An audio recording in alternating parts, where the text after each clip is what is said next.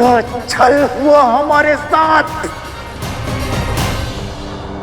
इसका अर्थ देवी मोहिनी विष्णु है।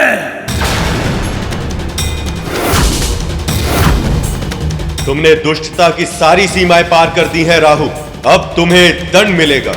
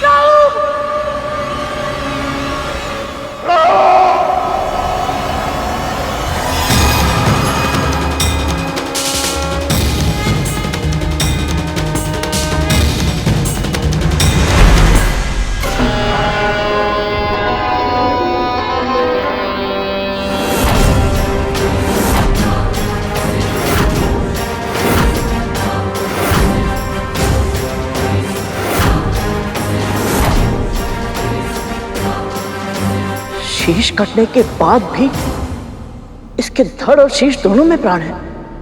मां, ये कैसे संभव है?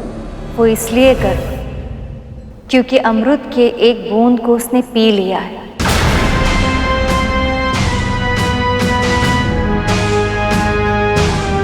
अब इसकी मृत्यु कभी नहीं होगी, पर स्वयं प्रभु के सुदर्शन चक्र ने इसे 2 भागों में विभाजित किया है। इसलिए अब पूरी सृष्टि में कोई भी कभी भी इसे जोड़ नहीं पाएगा।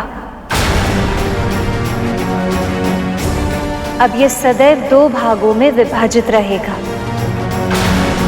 जिस प्रकार तूने स्वयं को 2 भागों में बांटकर मेरे साथ छल किया है, यदि फिर किसी के साथ ऐसा छल किया तो तू सदैव के लिए 2 भागों में बंट जाएगा और फिर तेरे दोनों भाग कभी एक साथ नहीं हो पाएंगे।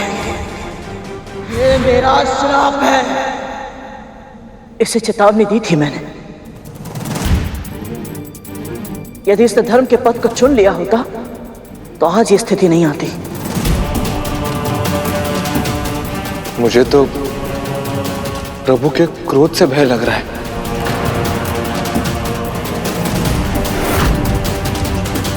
छल, फिर से छल किया है तूने विष्णु मेरे साथ। मेरा शीश काटकर तूने यह सिद्ध कर दिया है कि हम असुरों के साथ तू कभी न्याय कर ही नहीं सकता।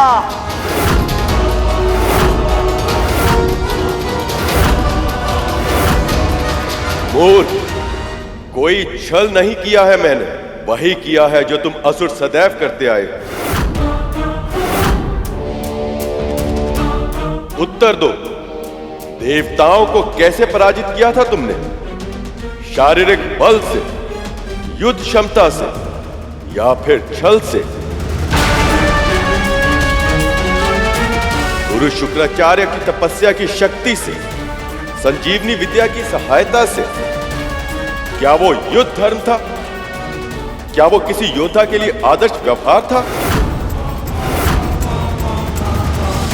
फिर स्वर्ग पर अधिकार पाकर भी तुम्हें संतोष नहीं मिला। पराजित देवताओं को सताने का हर संभव प्रयास करते रहे तुम।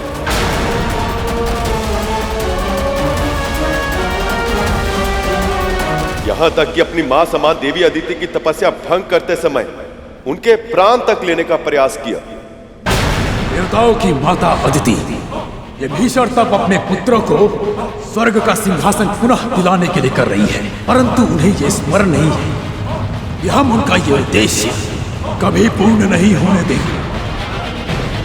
ऐसे अधर्मियों का शासन स्वर्ग पर तो क्या, पूरे ब्रह्मांड में भी यदि कहीं होगा तो मैं उसका विरोध अवश्य करूंगा।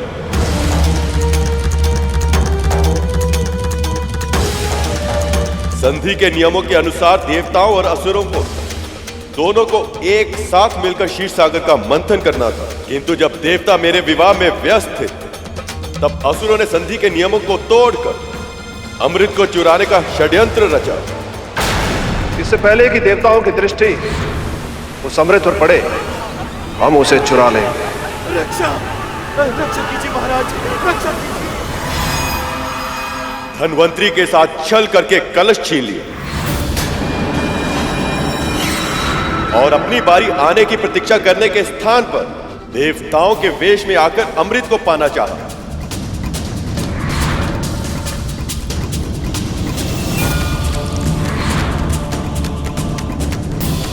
जो स्वयं छल पर छल करता आया हो, उसे दूसरों के कार्यों पर आपत्ति उठाने का कोई अधिकार नहीं। अमृत का मर्म जाने बिना ही तुम सब अमर होना चाहते हो, पर केवल तन के जीवित रहने को अमरता नहीं कहते। सच्चे अर्थों में केवल वही प्राणी अमर होता है जो तन के ना रहने पर केवल अपने कर्मों के कारण अन्य प्राणियों के हृदय और मस्तिष्क में सदा सदा के लिए जीवित रहे।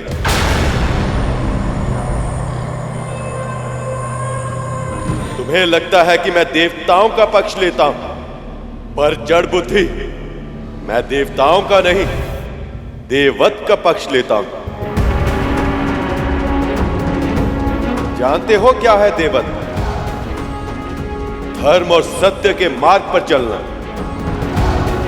मन में दया का व्यवहार रखना, दूसरों के साथ परोपकार करना और अपनी शक्ति सामर्थ्य का उपयोग संसार के कल्याण के लिए करना।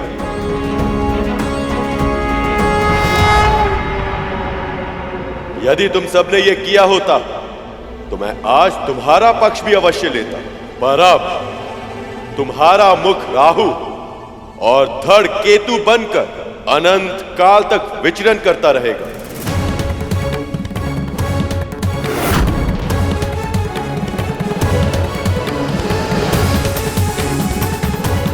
ताकि आने वाले समय में संसार को यह स्मरण रहे कि देववत के बिना अमृत को प्राप्त नहीं किया जा सकता।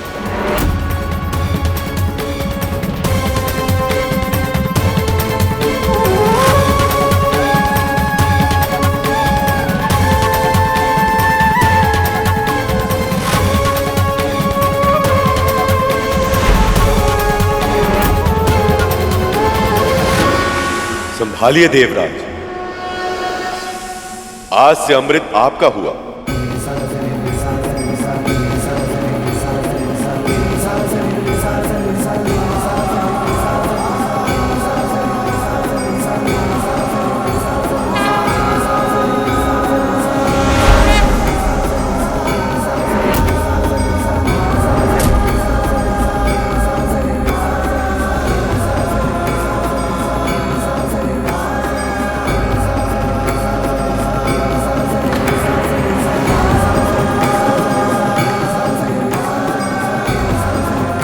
हे नारायण, आपने मेरे पुत्रों को अपना आशीर्वाद दिया, उनकी रक्षा की और उन्हें सामर्थ्यवान भी बना दिया, उन्हें अमर बना दिया आपने।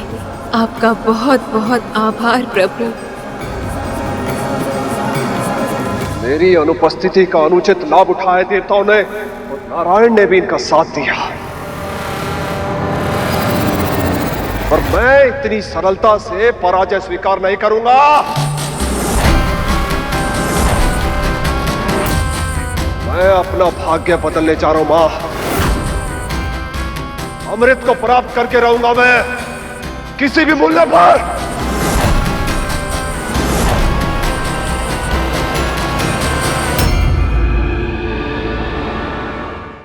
जिस क्षण की कल्पना खुली आंखों से स्वप्न देखने पर विवश कर देती थी, आज वो क्षण सत्य हो गया है।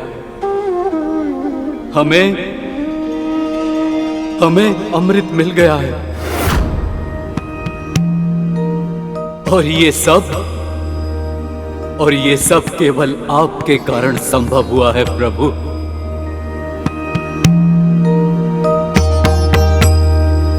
मंथन को सुनिश्चित करने के लिए आपने कच्छप का अवतार लिया।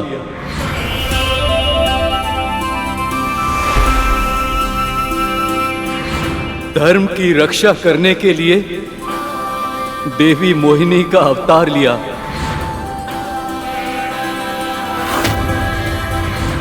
और स्वयं इस कलश की रक्षा की।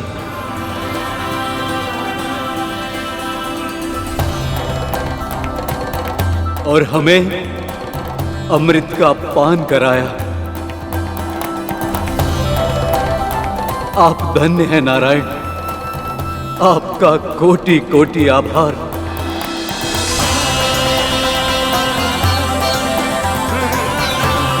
और अब मैं देवराज इंद्र अपने सभी देवताओं की ओर से आपको वचन देता हूं कि हम अपना दायित्व पूरी निष्ठा के साथ निभाएंगे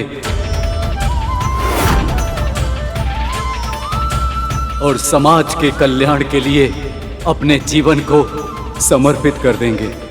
आप सबसे यही अपेक्षा है। आप अपने निश्चय में सफल रहे। आपका कल्याण हो।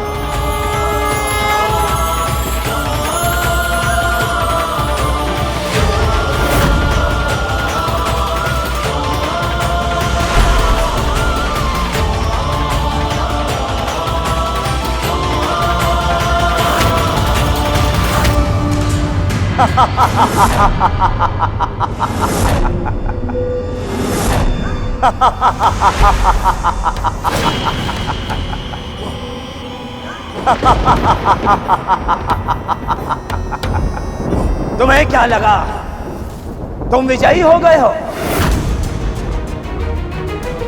पर ये तो बस एक झड़प थी। देवासुर संग्राम तो अभी शेष है और निरंतर चलता रहेगा अनंत काल तक। क्योंकि अब केवल तुम ही नहीं, मैं भी अमर हूं। अमर।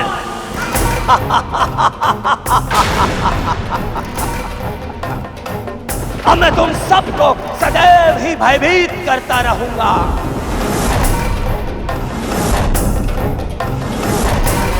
सूर्य और चंद्र ने मेरा भेद खोला था ना,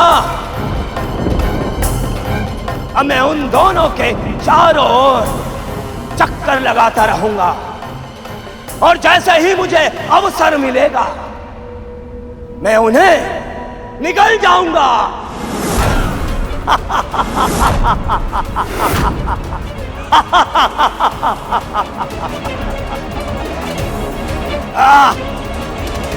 कितना दुष्ट है ये राहु। स्वयं परम पिता श्री नारायण से दंड मिला, फिर भी अपने कर्मों को सुधारने का विचार तक नहीं आया इसके मन में।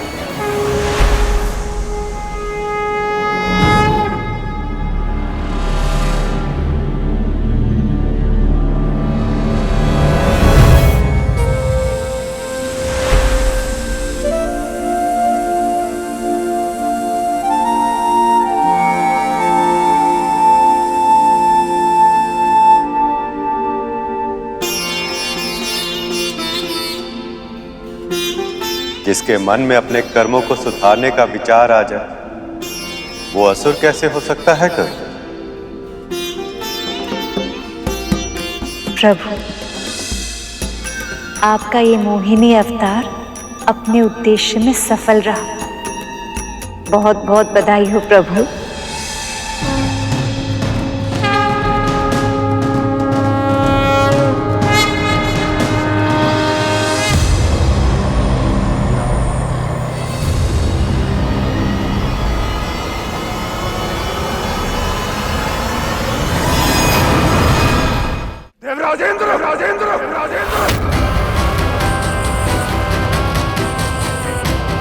मेरी अनुपस्थिति में अमृत को पाकर स्वयं को चतुर समझ रहे हो?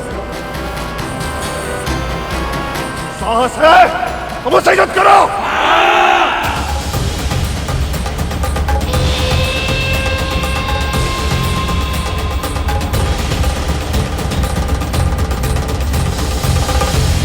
आपने इन असुरों को कितने अवसर दिए, कितनी बार समझाया, कितनी बार इनके अपराधों को क्षमा किया, परंतु ये असुर ये समझना ही नहीं चाहते कि अमृत के योग्य ही नहीं। और आपके निर्णय के बाद भी अमृत छीनने के लिए इन्होंने देवताओं पर आक्रमण किया। प्रभु मुझे आज्ञा दीजिए, मैं इस युद्ध में भाग लेकर अमृत की रक्षा करना चाहता हूं और आपके निर्णय के अपमान का परिणाम इन असुरों को भोगना ही होगा। आज्ञा दीजिए प्रभु।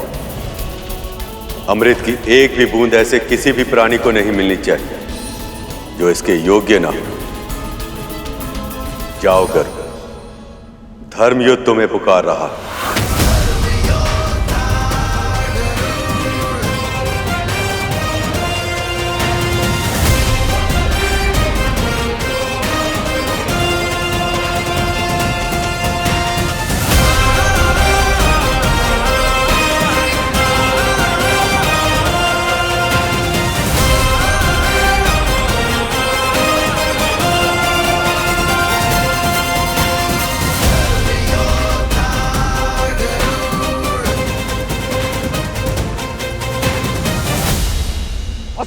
तन से रक्त की अंतिम बूंद तक क्यों न बह जाए, हमें ये चक्रव्यूह तोड़ना ही होगा।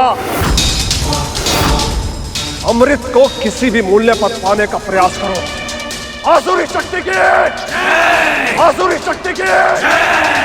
प्राणों की परवाह नहीं है देवताओं, अब हम अमृत पी चुके हैं। अब इसकी रक्षा करना हमारा कर्तव्य है, चाहे जो हो जाए। ये सुरक्षा कवच टूटना नहीं चाहिए। आक्रमण!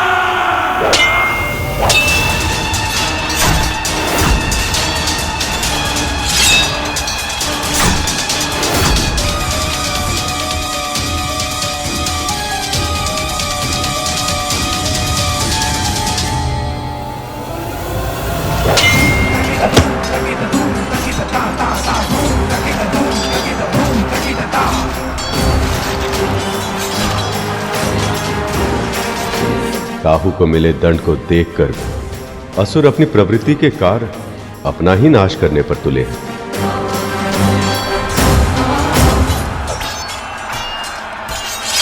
जयंत, मेरे पुत्र,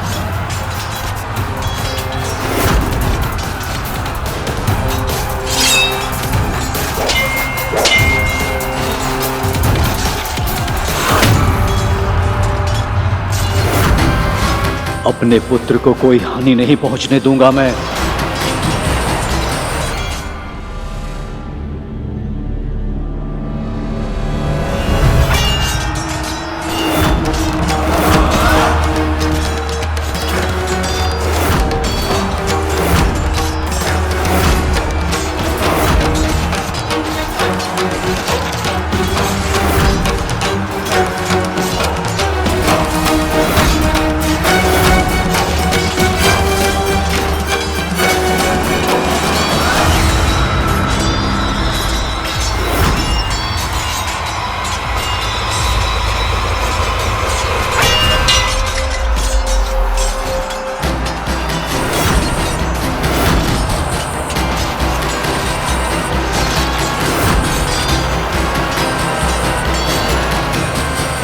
इंद्रपुत्र जयंत अभी भी बालक है प्रभु।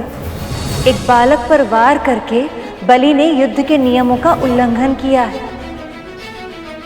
प्रभु, अब देवराज इंद्र क्या करेंगे? अपने पुत्र की रक्षा या अमृत की?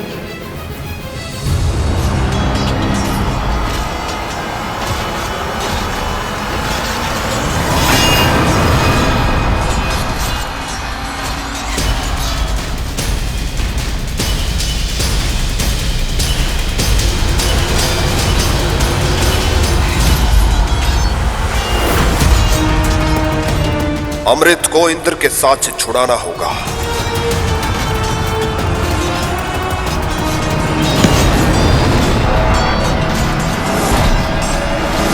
यदि अमृत गिर गया तो अनर्थ हो जाएगा।